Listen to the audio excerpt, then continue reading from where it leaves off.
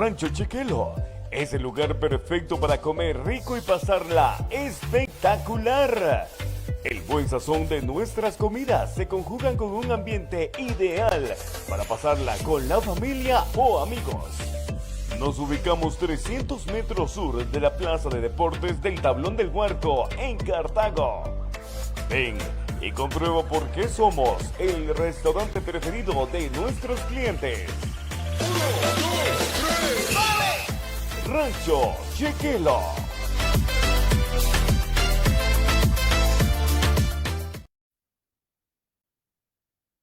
Muy buenas tardes, muy buenas noches, amigos de CR Prensa. Mi nombre es Miguel Alejandro Gutiérrez Pizarro. Como siempre, trayendo programas especiales, hoy hacemos un homenaje a todos esos padres de familia.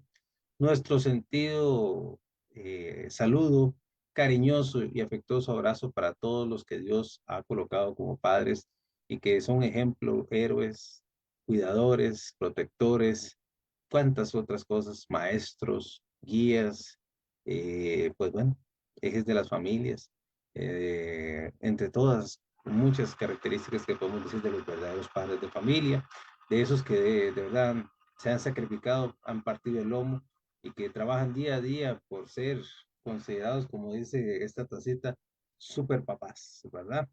De verdad, todos esos super papás que conocemos y que pues algunos porque Dios les ha dado el don de ser y de criar hijos, otros por adopción también, nuestro homenaje para todos ellos, y pues para todos los que nos escuchan, también aquí a través de CR Prensa y todos los medios GIF, vamos hoy a conocer una historia especial de un super papá, que Dios le ha dado una historia importante de vida y que llama a la reflexión para que todos entendamos el valor de ser padre. ¿Ok? Dale la gloria y honra a nuestro Señor Jesucristo porque nos ha permitido hoy y a nuestro Dios, que es el verdadero Padre de cada uno de nosotros, porque nos da la oportunidad y el privilegio de hoy compartir. Bueno, don Ariel, un gusto saludarlo. De verdad, estos micrófonos se engalanan en conocer a una historia como la suya. Cuéntenos, don Ariel, quién es usted, por supuesto, cuál es su historia de vida, para que también nos introduzca a lo que significa ser papá. Te escuchamos. Bueno, buenas noches, Alejandro. Mucho gusto y muy contento de estar en su programa. Le agradezco por el espacio que me brinda. Bueno, ¿quién es Ariel Salazar? Yo soy un padre como cualquier otro, ¿verdad?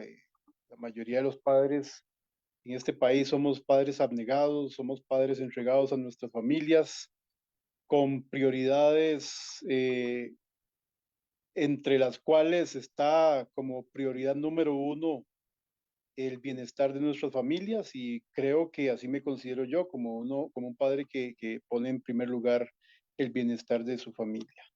Bueno, yo soy un funcionario público, trabajo en la Fuerza Pública de Costa Rica desde hace 28 años, tiempo que he pasado en la institución ininterrumpidamente. Durante todo este tiempo, he trabajado, bueno, como se sabe, ¿verdad? En diferentes horarios de día, de noche. Y con la particularidad de que en mi caso, como es de conocimiento suyo, ¿verdad? Tengo un joven con una discapacidad que es parálisis cerebral infantil. Mi hijo, es un chico que al nacer tuvo una condición que le llaman los médicos hipoxia neonatal. Esta hipoxia neonatal, ya en términos coloquiales, ¿verdad? Normales, es que el cordón umbilical se enreda en el cuello del niño al nacer. Entonces eso hace un corte en el suministro de oxígeno y provoca daño en el cerebro, dependiendo del tiempo en que este cordón permanezca atado en el cuellito. Eso fue lo que pasó con mi hijo.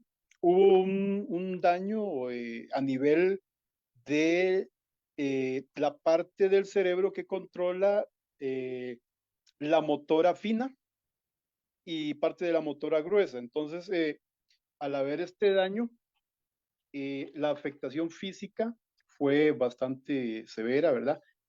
Sin embargo, no así la parte cognitiva y volitiva de mi hijo. Esa parte quedó intacta, más bien esa parte Yo creo que él tiene una extraordinaria capacidad de aprendizaje y de voluntad, ¿verdad? Entonces, te cuento, en materia de educación, bueno, inició en la escuela Carlos Luis Valle Macís, ubicada en Churuca, lo que aquí llamamos Churuca. Ahí inició él desde a partir de un año. Después de ahí fue a la escuela Bellelli en San Rafael de Tres Ríos a cursar su kinder. Y posteriormente en Cartago, la escuela Copelo Sales, ahí hizo su escuela.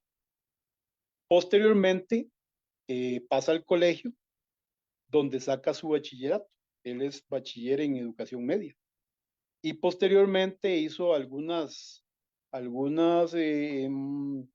materias en una carrera para universitaria. Entonces, para que veas este recorrido que hemos hecho nosotros con nuestro hijo, todo este tiempo, desde que él nace, viene él dentro del sistema educativo y en ese recorrido, nosotros, mi esposa y yo, siempre hemos tenido que estar cerca de él, a la par de él. Por ejemplo, te cuento y le cuento a los amables, tu amable audiencia que nos escucha. Nosotros, para darle soporte a él, para lograr que él acceda al currículo, a todos los beneficios que le da su derecho a la educación, nosotros hemos tenido que estar todo el recorrido que ya te conté, hemos tenido que estar dentro de la escuela. Nosotros hemos tenido que estar al lado de él, tomándole notas, consiguiéndole libros para que él los lea, explicándole, trabajando en conjunto, coadyuvando con las maestras, los directores de los diferentes centros, de manera que él que él pueda acceder. Entonces, paralelamente a mi trabajo, he tenido también que estar cerca de él, apoyándolo, dándole soporte en las escuelas, en los colegios y hasta en la universidad. Entonces, a mí me podrían preguntar, ¿y ha sido duro, ha sido difícil? Sí, sí, ha sido un poco, digamos que no difícil, sino agotador, pero ha sido una experiencia maravillosa también. Ha sido una experiencia maravillosa porque uno lo hace con todo, obviamente tratándose de un hijo especialmente, ¿verdad? Uno lo hace con todo cariño y eso además me da a mí una experiencia enorme porque me dio mucho conocimiento también del sistema educativo dentro del cual trabajamos. Entonces, más o menos te hago esa reseña, así, para que más o menos, eh, nos hagamos una idea más o menos de cuál es el bagaje que yo he traído en cuanto a lo que es un esfuerzo como padre que yo he hecho durante todos estos años en apoyo a mi hijo. Por ahí más o menos te puedo contar lo que ha sido hasta el momento. Mi hijo tiene 23 años y aquí estamos también en la educación parauniversitaria, apoyándolo también en lo que él quiera, ¿verdad? En lo que él necesite, que él quiera estudiar o cursos que tenga que llevar. Ahí vamos a estar siempre al lado de él. Y mi Eh, otro hijo, perdona, mi otro hijo Raymond también, que está en el colegio en séptimo año, y ahí también lo estamos apoyando. Perfecto, Ariel. Justamente era que quería llegar al tema de que no solamente tiene un hijo, sino que tiene dos hijos. Yo lo he bendecido doblemente, pero vemos que le ha dado un ministerio enorme porque el tema de tener un niño o un hijo con discapacidad para nada es un secreto que afronta grandes retos. Cuéntanos algunos de los sacrificios que usted ha tenido que hacer, porque obviamente tanto su esposa como usted han hecho una labor ejemplar. Eso de acompañarlo al niño a la escuela, al kinder, al colegio, muchas veces me imagino que los tuvo que hacer trasnochado, tal vez sin condiciones económicas, tal vez con limitaciones de todo tipo, porque para nadie es un secreto que no es fácil la crianza ni la paternidad en general. Para usted, ¿cómo ha sido y qué desafíos se le presentaron que usted quiera contarnos como anécdotas de realmente esa paternidad responsable? Sí, bueno, eh, ha sido difícil en cuanto a lo que es digamos, el acceso de él a la educación. Porque yo te cuento que, aunque este país ha tenido muchos avances en materia de inclusión educativa, ¿verdad? Primero con la firma de Costa Rica de la Convención Internacional sobre los Derechos de las Personas con Discapacidad, que posteriormente deriva en el 86 con la firma de la ley 7600, ¿verdad? Que de ahí viene para acá muchos avances que están en el papel. Sin embargo, yo desde mi experiencia como padre de un chico con necesidades educativas especiales en la parte física, más no así en la parte cognitiva y volitiva, esto quiero que se entienda bien, mi hijo eh, tiene capacidad para acceder al currículo a toda la materia que se le dé. Entonces, eh, cuando nosotros hablamos de inclusión, eh, notamos un faltante que no es de origen en la legislación, porque la legislación está ahí. Está Costa Rica todo el tiempo ratifica la convención, está la ley 7410, ahora está la ley de autonomía de las personas con discapacidad también. Entonces, en materia, en lo que es marco legal, marco jurídico, que tutela los derechos de las personas con discapacidad en todas las materias, pero hablando específicamente de la educación, el país está muy bien. ¿Dónde está el problema? El problema está a la hora de llevar a la práctica lo que está en la letra, en el papel. Ahí tenemos dificultades, pero especialmente no tanto en las escuelas y en los kinders, porque por su naturaleza esos lugares no son tan complicados. El problema se da en la secundaria. El problema que tenemos todos los padres con chicos que tienen una condición de discapacidad se presenta en la secundaria, donde hay que aplicar adecuaciones de acceso, adecuaciones curriculares y otras muchas cosas que se requieren. Ahí tenemos problemas. ¿Por qué? Porque el sistema todavía, a pesar de que ya han pasado 20 y resto de años de la firma de la ley 74, 7600, perdón, todavía Costa Rica está debiendo. Costa Rica está debiendo. Incluso te voy a contar que en el 2016, la misma Convención Internacional de los Derechos de las Personas con Discapacidad tiene un protocolo facultativo. Ese protocolo facultativo crea un comité de la convención en el país.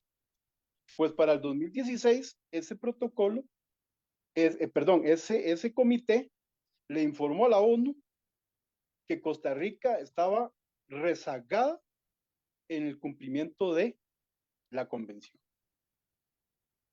Para que veas cómo es posible que desde la convención que se firmó antes, obviamente, de la promulgación de la ley 7600, a la fecha del 2016, resulta que el comité le informa a la ONU que Costa Rica está rezagada en eso que lamenta, incluso el comité dice, lamentamos que Costa Rica esté tan rezagada en materia de cumplimiento de todas las prerrogativas que tienen que ver con la Convención Internacional. Entonces, para que veas cómo está la cosa, si tenemos leyes, si tenemos firma de una convención a la cual nos comprometimos como país respetar, ¿Por qué es que no se invierte en llevar eso a la práctica? Estoy Pe- hablando, estoy hablando de la entrada o el acceso de los estudiantes al currículo y a todo lo que es la educación secundaria y la educación para universitaria y universitaria. ¿Decías?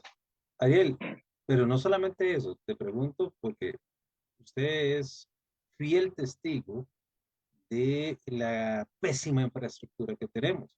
Por ejemplo, su Correcto. hijo, usted tiene que llevarlo en silla de ruedas por su situación particular. Y la pregunta que yo le digo, las aceras de este país, a pesar de que tienen más de 20 años, la ley 7600, están realmente habilitadas en las ciudades. Por ejemplo, hay rampas en todo lugar. Estoy diciendo nada más en movilidad, porque ni siquiera pensar el tema de las personas que, por ejemplo, tienen una discapacidad visual, que para eso es un secreto que muchos de los textos, inclusive académicos, no están disponibles. El tema de las herramientas, inclusive de audios y de video y demás, tampoco están disponibles. Y con lo que usted decía, y todavía me preocupa más el acceso en algún momento al mercado laboral, que yo lo veo muy lejano. Costa Rica no está cumpliendo en este tema de la verdadera inclusión. ¿Qué opina usted al respecto? Entonces, esas 7.600 hoy en día, una persona que tiene un niño con discapacidad, ¿realmente hay condiciones para que él se desplace en una silla de ruedas? Lo toco en este pequeño tema porque yo sé que hay muchos, pero Claro, este es claro. tan sensible. No, eh, digamos que a medias. Digamos que han habido avances, pero son insuficientes, totalmente. Por ejemplo, te voy a poner solo un ejemplo para que usted mismo lo puede verificar. Una cosa que yo lo he notado aquí en la ciudad de Cartago. Hace poco en el costado norte del mercado, un mercado que fue, hace unos años fue remodelado y se supone que iban a ser una forma de acceso, ¿verdad? Para las personas usuarias de sillas de ruedas, personas con discapacidad y todo. Pues este mercado, en su momento, hace unos años, cuando supuestamente lo remodelaron, si vos te fijas en los pasillos donde están digamos, los chinamos de venta de frutas y verduras y todo eso, hay unos tubones grandísimos que son los que sostienen el techo. Pues ahí, en medio de esos tubos que tienen un diámetro más o menos de unos 30 centímetros, están en el puro centro del pasillo y hay chinamos aquí y aquí. Cuando uno va a comprar con una persona usuaria de silla de ruedas, pues resulta que todo el mundo tiene que correrse, todos los chinamos tienen que correrse para que pueda pasar la silla de ruedas. Eso en el momento en que se hizo, ¿verdad? Que se hizo la supuesta mejora para adaptación de acuerdo a la ley 7600 que hizo la municipalidad. Bueno, ahora, allá hace poco, la municipalidad hizo una mejora de hacer una acera del lado norte del mercado. No sé si la has visto ahí, has pasado por ahí. Hicieron una acera y antes de que hicieran esa acera, había una rampa en el costado norte. Había una rampa para entrar. Pues ahora hicieron una grada, ahí donde estaba la rampa, ahora hay una grada. O sea, para que veas cómo Totalmente más ilógico bien, para... exactamente, más bien, en vez de mejorar, en vez de progresar o sea, yo digo, ¿quién es el ingeniero que hace esas cosas? ¿Quién es el ingeniero que no tiene en cuenta eh, que la municipalidad tiene que avenirse a las reglas de diseño que establece el Colegio de Ingenieros, que ya el Colegio de Ingenieros integró todo lo que son las medidas y todo eso que dice el reglamento de la ley 7600? ¿Por qué? Si ya había una rampa ahí, ¿por qué hicieron una grada? Ya nosotros, cuando vamos a comprar con mi hijo al mercado, ya tenemos que ir a dar la vuelta por el costado, ya sea por el costado oeste o por el costado este. ¿Ya? ¿Me entendés?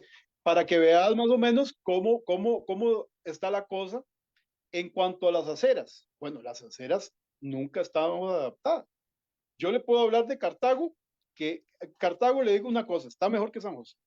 Cartago sí está mejor que San José, porque San José sí es cierto que no. Nosotros todos los años vamos a comprar a San José en diciembre, bueno, en noviembre, por ahí. Y tenemos que pegarnos unas batalladas tremendas ahí, porque San José sí es cierto que no está para nada adaptado. Cartago, más o menos. Cartago, más o menos. Pero lo que son acceso a edificios y toda esta cuestión es muy complicado. Es muy complicado para una persona que, digamos, tenga una silla con motor eléctrico, que se tenga que movilizar por su propia cuenta, solitario, en solitario, digamos, una persona que vaya por la acera. Sin un asistente, sin una ayuda, una persona que vaya Exactamente, solita. Ujú. sí, sí, autónomamente es muy complicado porque una persona, por ejemplo, estas sillas son muy pesadas. eh, a una persona se le va una rueda en uno de esos huecos que hay en las aceras y de ahí, mira, cuesta sacarla, pues va a costar sacar esa silla. Y si la persona no encuentra ayuda, pues ahí se quedará. Eso es muy delicado. O sea, yo reconozco que han habido mejoras, pero eso es insuficiente. Es insuficiente. Increíble lugares donde se entra por una rampa, pero adentro hay una grada para acceder a todo lado. O sea, esas son cosas que suceden, Alejandro. En cuanto a acceso físico, digamos, de la infraestructura de las ciudades y los edificios. Una cosita pequeña, Ariel, ¿qué opinión te merece el reclamo, me parece que válido, de varias organizaciones justamente de la materia que dijeron que ante la falta de actualización de los modelos de autobús, muchos usuarios con silla de ruedas o con capacidad disminuida se ven afectados porque no hay rampas todavía, no hay realmente acceso a los autobuses todavía, o que simplemente son discriminados porque el chofer pasa de lejos y ni les hace la parada, que todavía 20 años después sigue habiendo ese tipo de cosas que realmente son reprochables y que los empresarios de autobús parece que no les pasa nada a lo que hacen eso, ¿verdad? A pesar de que hay supuestamente denuncias y innumerables denuncias que van a un lado y al otro, pero que no llegan a algún punto realmente de solución. ¿Qué opinión te parece eso? Porque una de las cosas que indicaron a dar estas moratorias para la actualización de los buses es que están poniendo buses que no tienen estas habilitaciones o estas características en favor de la ley 7600. Sí, sí, me di cuenta de eso que pretendía el gobierno. No, no estoy seguro si se aprobó o no eso en la asamblea. Esa moratoria de 5 años, creo que le iban a dar un tiempo de 5 años más a los buses. Es así, ¿verdad? Correcto. Me corregís si no es así. ¿Qué pienso sobre eso? Bueno, Alejandro, los buses de línea, eh, por ser una cuestión técnica, usted sabe que las rampas son mecánicas. Las rampas en los autobuses son mecánicas, funcionan con electricidad y funcionan con sistemas hidráulicos. Y hay un tema aquí mm, que es digno de tomar en cuenta, es los tiempos de las rutas, los tiempos de las rutas que hacen los buses. Los choferes por lo general andan apresurados todo el tiempo. ¿Por qué? Por las presas, porque tienen unos itinerarios de rutas que tienen que cumplir, tienen unas horas de llegada, unas horas de salida. Las presas y todas esas cosas son insumos negativos que hacen que el chofer no haga las paradas. O sea, el chofer no hace las paradas, a veces no le para a la gente porque el chofer anda apresurado, anda espantado. Eso no es un justificante, obviamente. No es un justificante, es parte del sistema de problema que hay, es parte de la problemática. A mí me ha pasado una vez tomando un bus aquí en Taras, el chofer, el bus venía con rampa y todo, un bus creo que era de la ruta hacia Tres Ríos o San José, no me acuerdo. Y yo me coloqué con mi hijo en la parte trasera para que abrieran la rampa. Entonces el chofer me dijo, no, no, venga, ayúdeme usted y lo subimos por aquí, por la parte delantera. Entonces, ni siquiera bajó la rampa. Entonces, yo le dije, no, pero ahí está la rampa. No, dice, no, no, no, es que ando con mucha prisa, venga, ayúdeme. Y lo subimos entre los dos. Entonces, tuvimos que agarrarlo entre los dos y subirlo. y allá en donde nos bajamos también igual, ¿verdad? Porque él decía que es que andaba muy apresurado y que no podía bajar la rampa, porque la rampa, si usted ve cuánto dura una rampa en bajar, dura sus minutillos ahí bajando y volviendo a subir. Entonces, eso tiene que arreglarse. Los choferes tienen que tener tiempo para hacer sus cosas, pero bueno, la pregunta que me hacías es sobre esta cuestión de ampliar el tiempo de caducidad, digamos, de vida de las... Todo se puede hacer. O sea, yo no estoy en contra de eso tampoco, así, definitivamente, pero sí le digo que si se hiciera, si eso se hiciera, tiene que tomarse como una prioridad el que las personas usuarias de sillas de ruedas, porque aquí estamos hablando, la discapacidad tenemos que verla eh, en cuanto a lo que son los diferentes tipos de discapacidad. Porque, por ejemplo, una persona ciega sube caminando por la grada. ¿Mm? Una persona sorda sí sube caminando. Las rampas son para las personas usuarias de sillas de ruedas. Entonces, siempre que se garantice que la silla de ruedas la persona va a poder subir con su silla de ruedas y que la rampa va a estar bien, que va a estar en perfecto estado siempre, ¿verdad? Que eso nunca se va a garantizar, Alejandro. Eso nunca se va a garantizar porque ya una cosa es el papel y otra cosa es la práctica. En la práctica vemos cómo los choferes pasan de largo dejando también a los adultos mayores, ven una silla de ruedas y por esta cuestión que le digo del tiempo y también por pura cabronada, ¿verdad? Como dicen, el chofer no para porque él también a él le conlleva un trabajo. Entonces, eh, pienso que primero el gobierno tiene que fiscalizar perfectamente que todo esté funcionando a la perfección, que todas las rampas estén funcionando bien y fiscalizar que el chofer dé el servicio que tiene que dar, que la rampa funcione, que baje bien, que suba bien, que la persona tenga su cinturón de seguridad en el lugar donde le corresponde ir en el bus y después de ahí discutir si se puede hacer una ampliación del tiempo de caducidad de la unidad. Siempre primero, eso sí, garantizando el CTP que las personas usuarias de silla de rueda puedan usar la rampa siempre, en cualquier momento que el bus, la persona lo necesite. Ariel, nos quedan 5 minutos para irnos a nuestra pausa comercial, pero tengo que preguntarte algo que es básico, prácticamente obligatorio.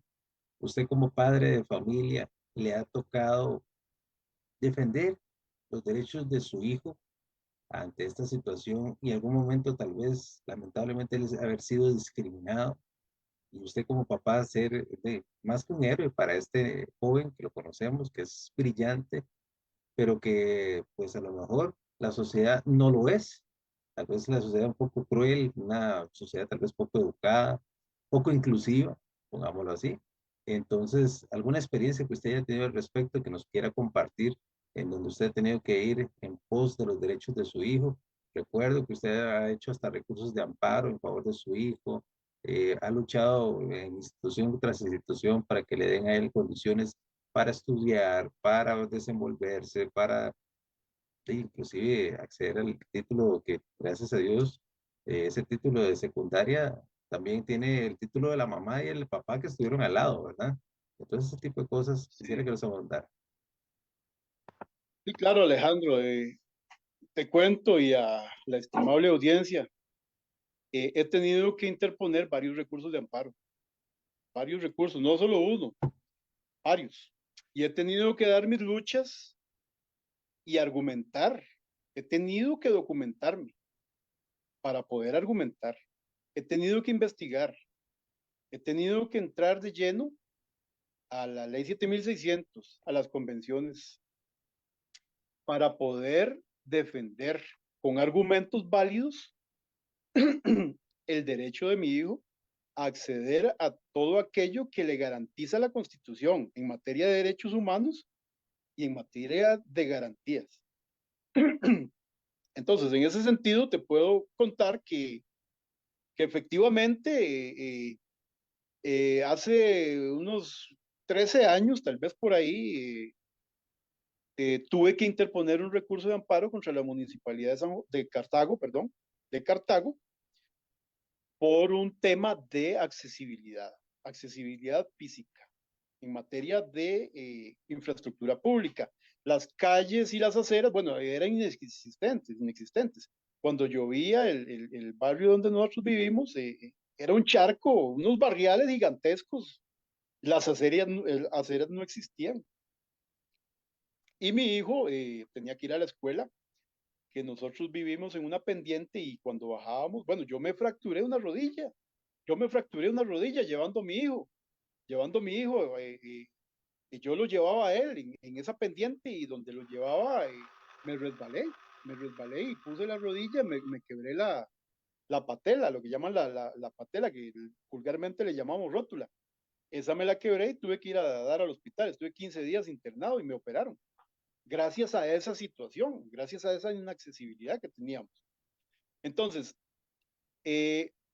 comencé a mandar notas a la municipalidad que por favor nos cooperaran con dar unas condiciones mínimas de accesibilidad para nosotros poder llevar a nuestro hijo a la escuela.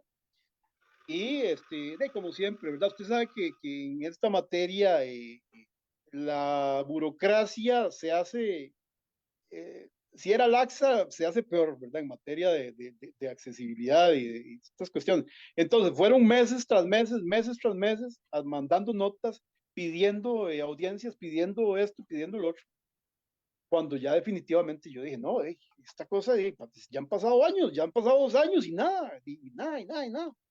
Entonces ya yo dije, no, aquí la única manera es poner un recurso de amparo, porque en este país, Alejandro, todo tiene que judicializarse para que avance.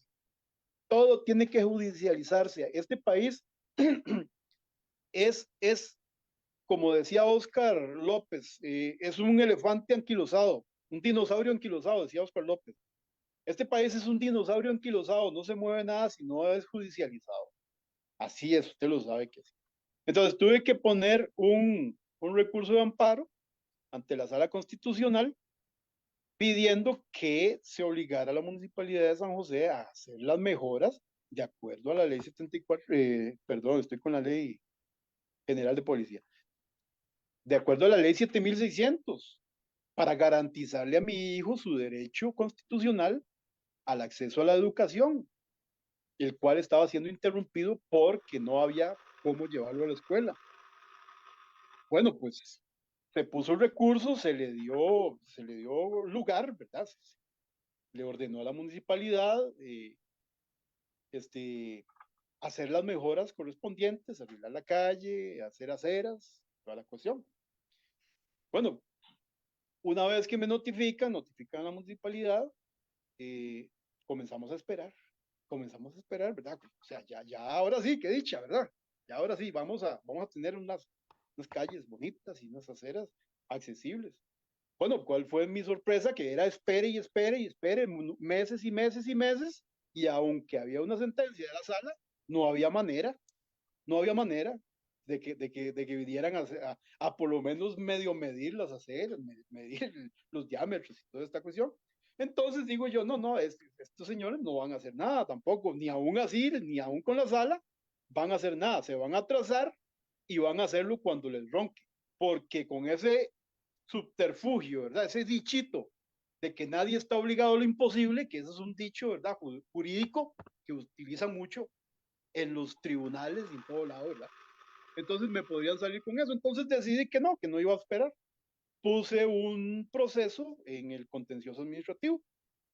Y en el contencioso administrativo, bueno, me lo aceptan, me dieron ahí,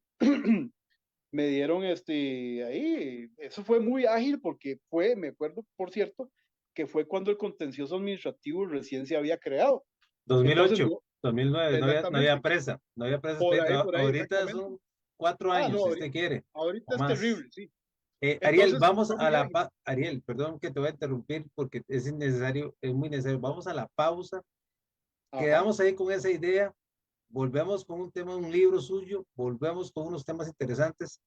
No se muevan. Ya volvemos aquí en CR Prensa. Muchísimas gracias. perfecto, Alejandro. Dulces Cositos. Disfrute de una gran variedad de deliciosos dulces decorados. Marshmallows con formas creativas. También mini algodones de azúcar y hasta queques decorados.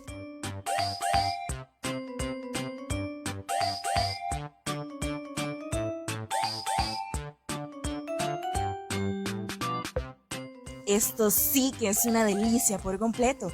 Para pedidos y cotizaciones, llame al 8992-4523. Somos Dulces Cositos.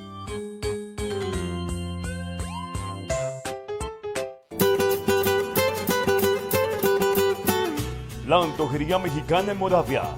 Los originales. Originales en transportar tu paladar hasta tierras aztecas. Originales en crear un ambiente perfecto para cualquier ocasión. Ven y disfruta de la antojería mexicana.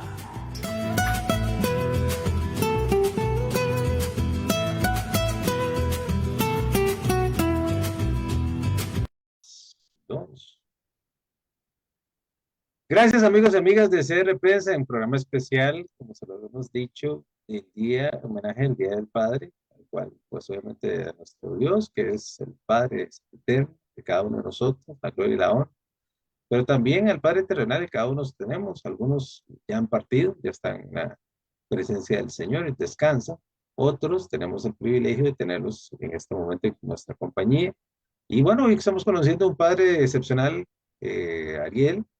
Ariel tiene la particularidad de que estamos en la primera parte y tuvimos que cortarlo, pues ya era el tema de nuestra pausa comercial, de las luchas que ha dado por su hijo, no solamente por uno, sino tiene dos, ha sido doblemente bendecido por el Señor.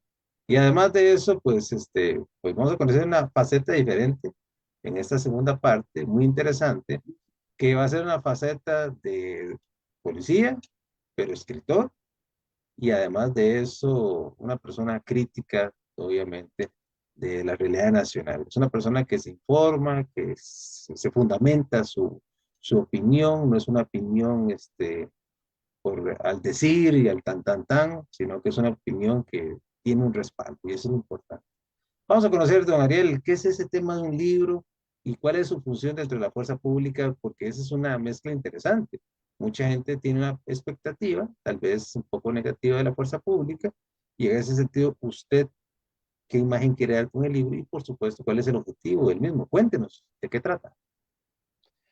Bueno, muchas gracias, Alejandro, por la oportunidad de hablar de mi libro.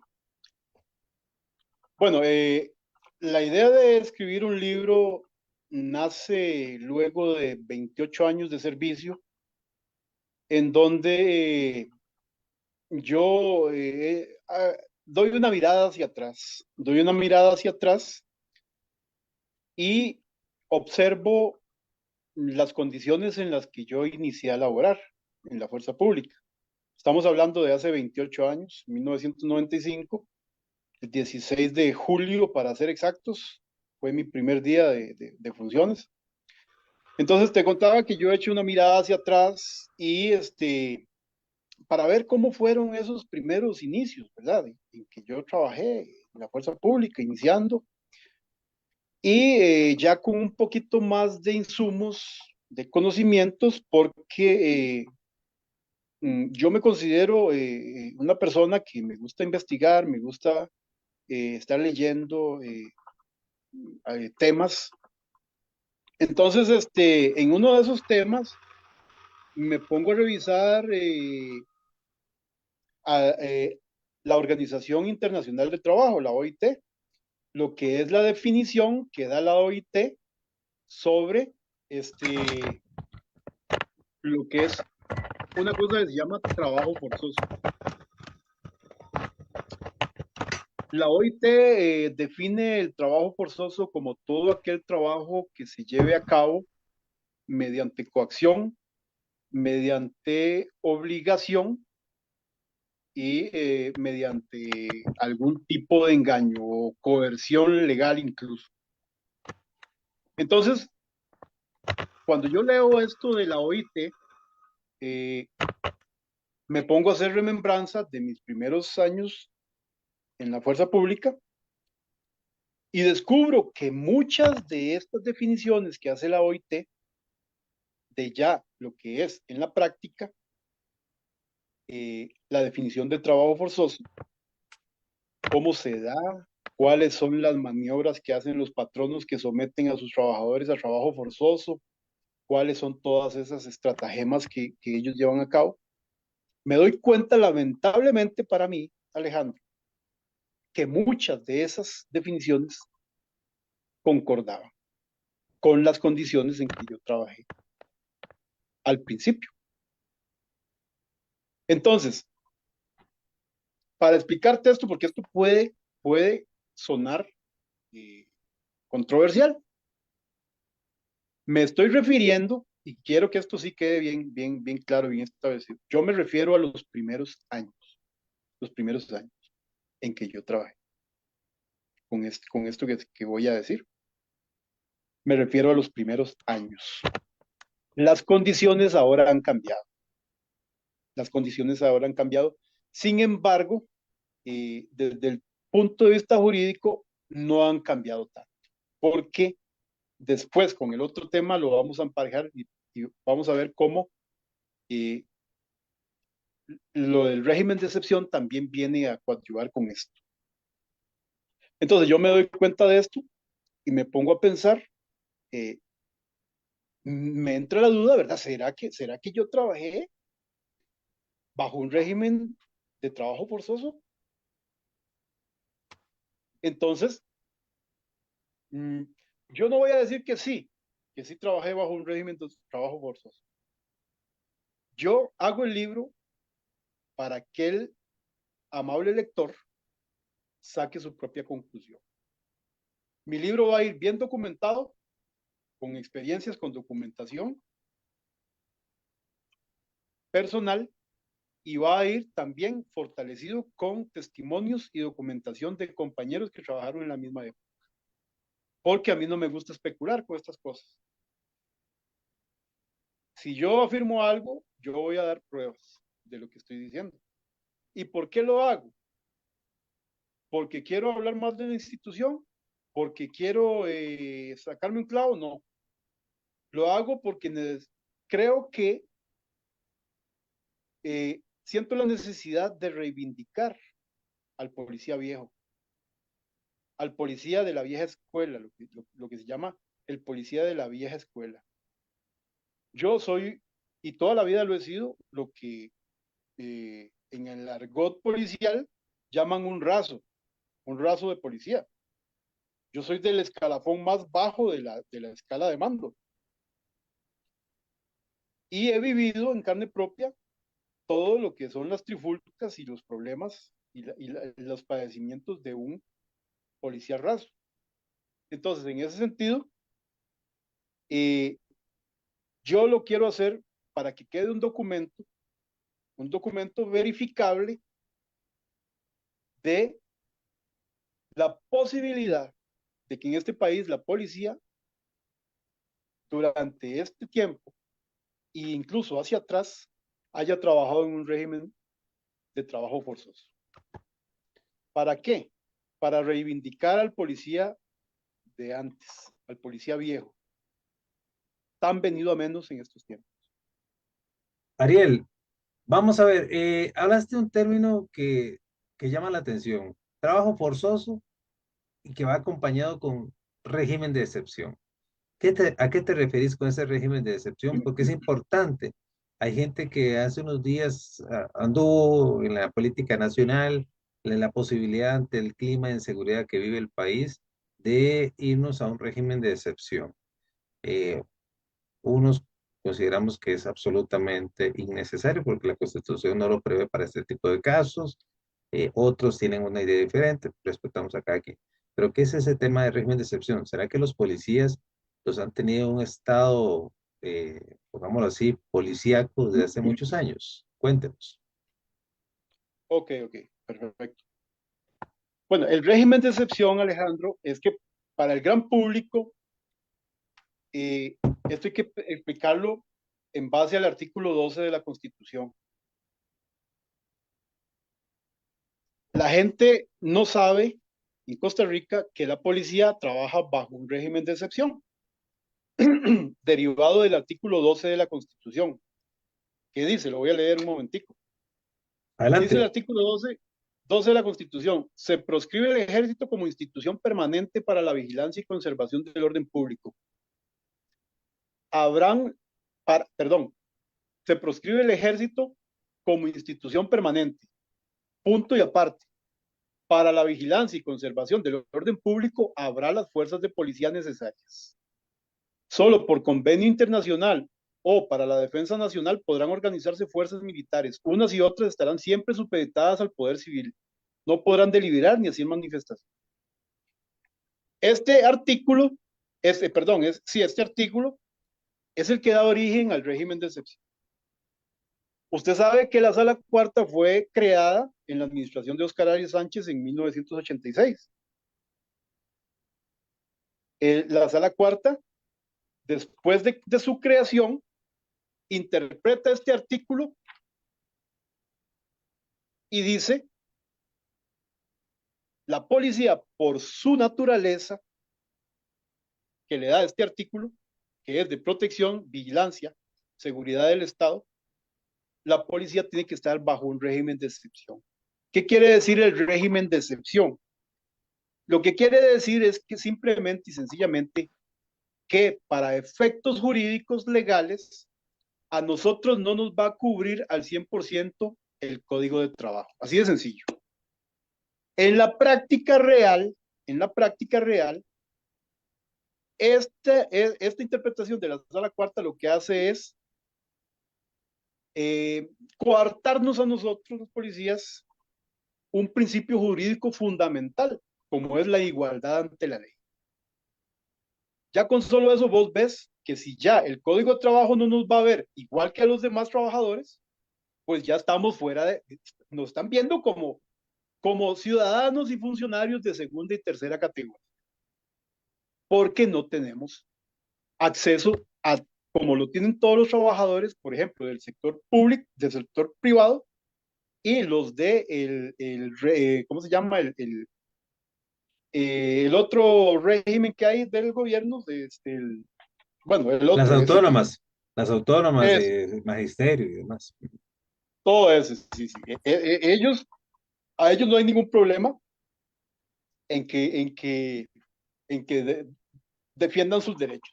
Y eso lo puedes ver.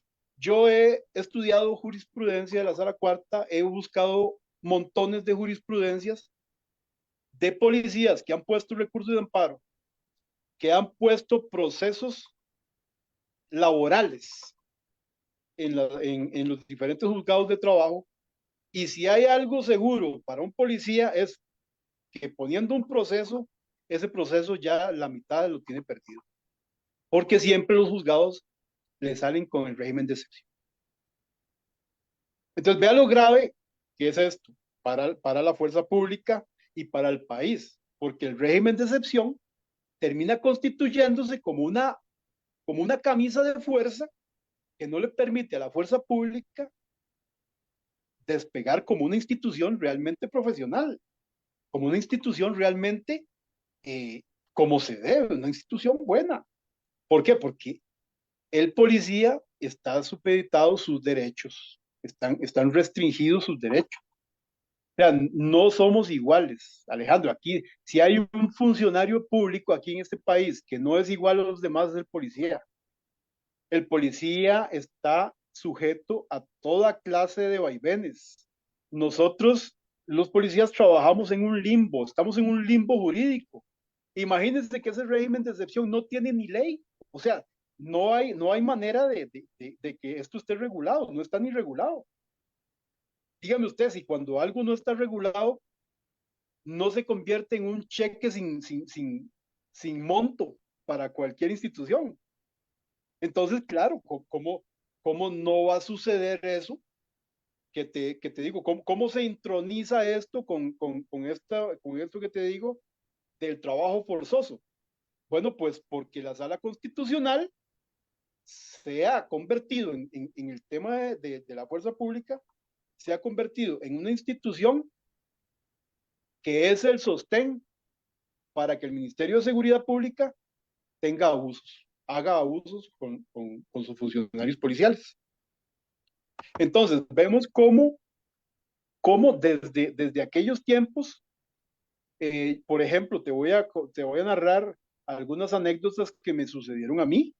Yo voy a hablar por mi experiencia en este momento, aunque en el libro yo voy a poner montones de casos de compañeros que van a respaldar lo que yo estoy diciendo.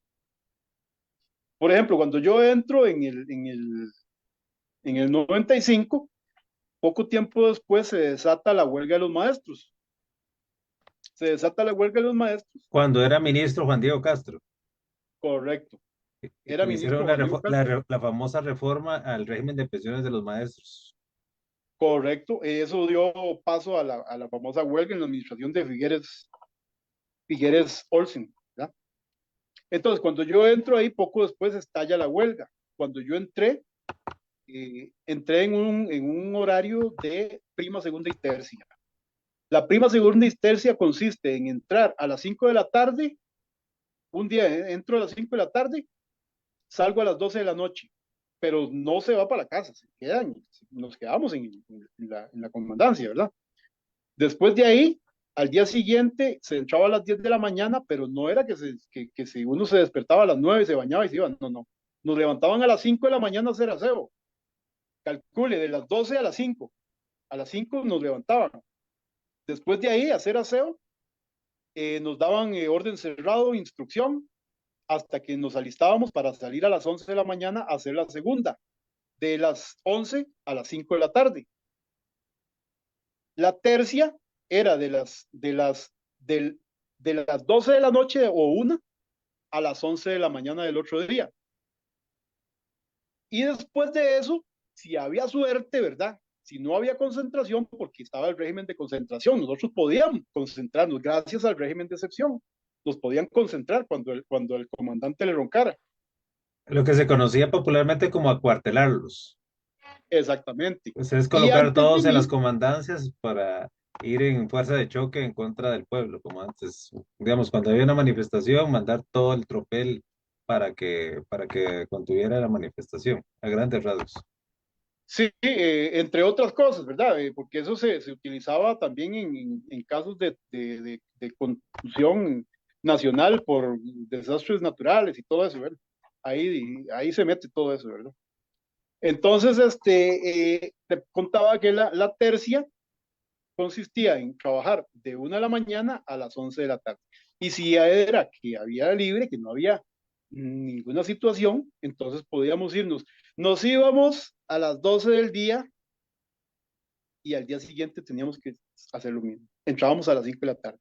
O sea, imagínate que ni siquiera 24 horas, ni siquiera 24 horas casi, podíamos tener libre. Y así ese círculo sin fin durante muchos años. Ese era el horario que teníamos, ¿no? Cuando yo llego a trabajar, yo hago los 3 días y digo, bueno, qué dicho, ya me voy para la casa. ¿Cuál fue mi sorpresa? Me dijeron que no podía irme. Yo dije, pero ¿cómo que no puedo irme? No, no, yo quiero irme para mi casa. No, no se puede ir. ¿Por qué? Porque ahí hay concentración. X5 ponían así en la pizarra. Entonces, bueno, yo ya aprendí algo nuevo ahí, ¿verdad? Ya, aquí no es que puedo salir así nomás. No puedo salir. Entonces, así me la tiré durante unos días. Varias guardias me las tiré así, en ese vaivén, ¿verdad? Que no me dejaban salir y tenía que quedarme por dentro. Y yo solo lo que llevaba era de la ropilla, el uniforme, que por cierto me lo vendieron en el ministerio. Yo pagué 2.500 colones por mi uniforme, por mi primer uniforme, porque no había, y era de segunda, por cierto. En ese tiempo estaba tan mal la fuerza pública. Bueno, la Guardia Civil creo que se llamaba en ese tiempo. Entonces, siguen pasando los días, entra la huelga, Y ahí sí es cierto que me dijeron, ahora sí es cierto que nadie va a salir, nadie sale. Todos se quedan por dentro porque ahora sí hay concentración, hay huelga nacional y hay que quedarse, sea como sea. Entonces ahí yo me quedé eh, dentro y pasaron los días y pasaban los días y pasaban y nadie podía salir, nadie podía salir. Estábamos en una situación tan estresante y yo duré 3 meses ahí metido. 3 meses duré concentrado donde yo estaba. No me Pregunta, pagaban, no me pagaban salario. Ah, pregunto nada más. ¿Te pagaron horas extras? ¿Te no, pagaron alguna clase de beneficio por quedarte más allá de no, las, de las horas y de las 48 horas? ¿Te respetaron en un momento las 48 horas semanales de que indica el código de trabajo? no, nada de eso, nada de eso. Yo comienzo a trabajar, bueno, trabajo en ese horario, bueno, cuando estábamos libres nos mandaban incluso a patrullar, nos mandaban, estando libres, nos mandaban a patrullar. Entonces yo entré con 20, yo entré con 20. El primer día se fueron 5 porque los querían peluquear pelones, entonces se fueron 5.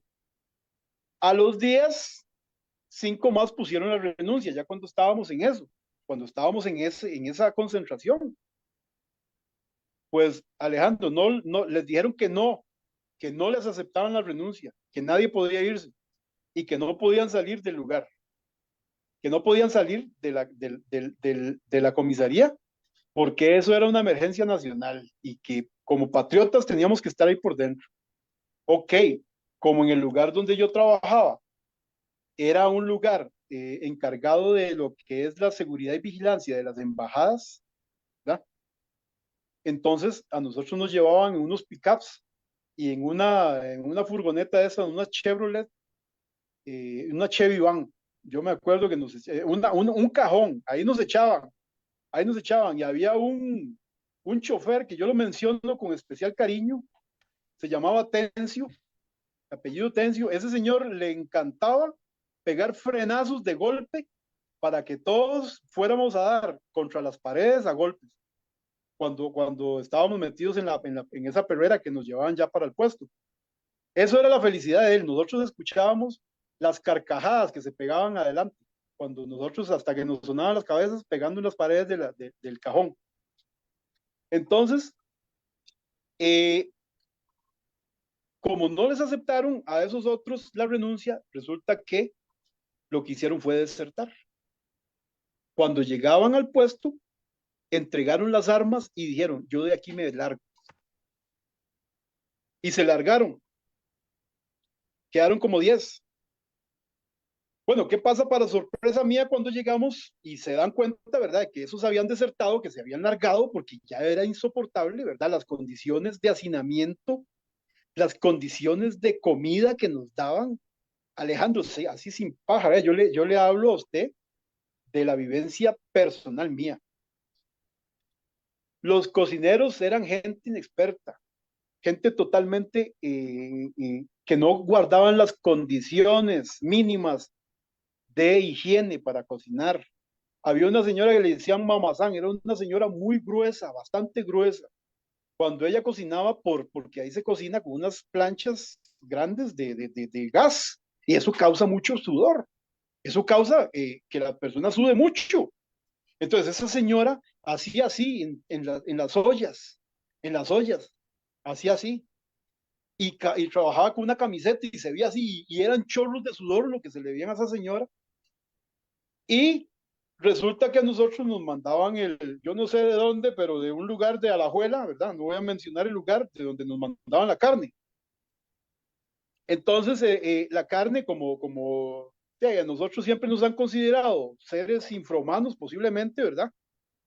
En ese tiempo, más que todo, el mondongo lo mandaban sin lavar. Lo mandaban sin lavar. Entonces, esa tarea de lavar el mondongo que nos mandaban a nosotros, se lo dejaban a los cocineros. Como los cocineros eran unos inexpertos, el resultado final en la mesa del policía era una sopa verde de mondongo.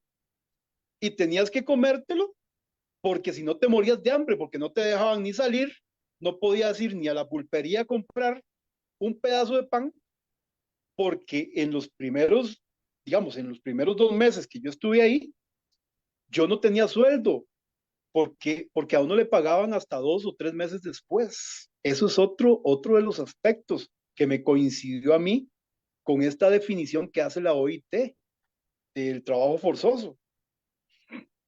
Entonces, eh, para seguirte con esta anécdota de la deserción de estos muchachos, llegamos a la comandancia, ¿verdad? Y nos forman, y resulta que de ahí sale todo el barullo, ¿verdad? El problema de que se habían fugado y toda esta cuestión. Entonces, al día siguiente, ¿cuál fue mi sorpresa, Alejandro? Que en la armería, para podernos dar armas, para salir a servicio, nos piden la cédula, nos decomisan la cédula. ¿Ah? Este es otro aspecto que entra definitivamente dentro de la definición que hace la OIT de trabajo forzoso. Nos decomisan la cédula y salimos a trabajar. ¿Para qué nos decomisan la cédula? Para que no podamos desertar. Y nos amenazan diciéndonos que el que se va, el que se larga, sin haber se le ha dado permiso para renunciar, se queda sin salario. Si lo que ya había trabajado lo pierde.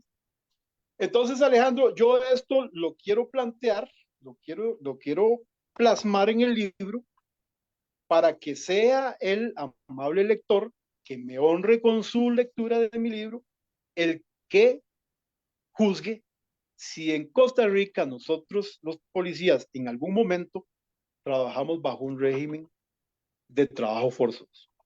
Y yo invito a todos los que están oyendo que se metan a internet, busquen la definición de la OIT sobre lo que es trabajo forzoso, todas las definiciones que ellos dan, para que ustedes mismos tengan un concepto de lo que es trabajo forzoso.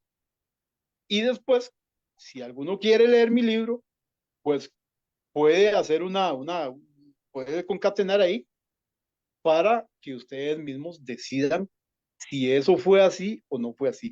¿Cuál es la intención mía? Ariel, Reivindicar a los policías viejos y dejar un documento que hable de eso, porque creo que esto un poco tiene que haber justicia, que alguien diga esto es necesario.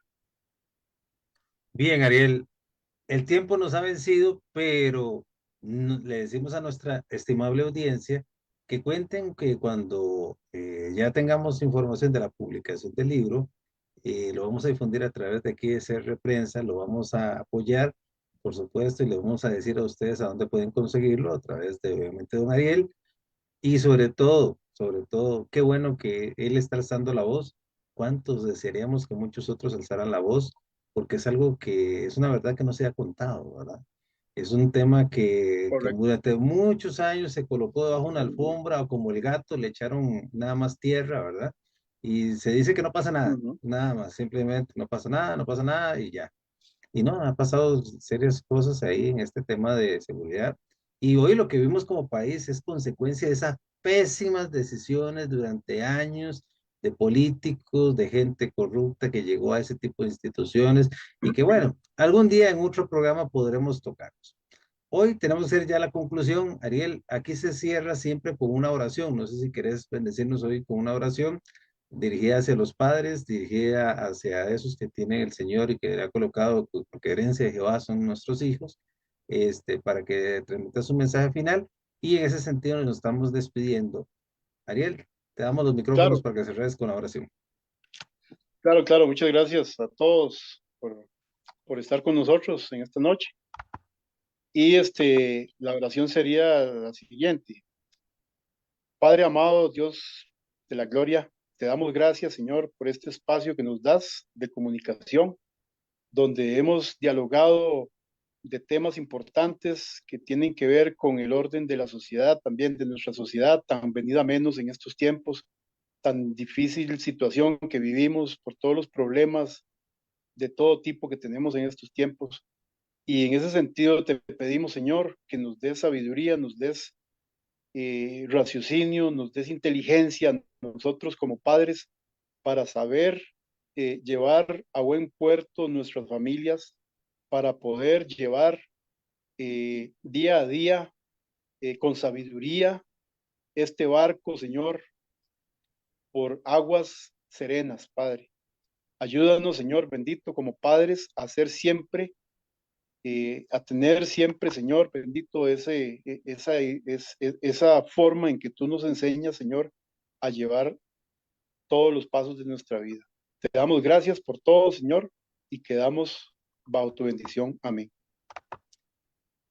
Amén y amén. Muchas gracias, Ariel. Ariel Salazar, un hombre valiente. Ahí después pasaremos los contactos de él para aquellos que nos quieran, le quieran entrar en comunicación, mandarle un saludo. También el tema de él, darle una felicitación como padre de familia, a sus hijos, a su esposa, nuestro reconocimiento y respeto.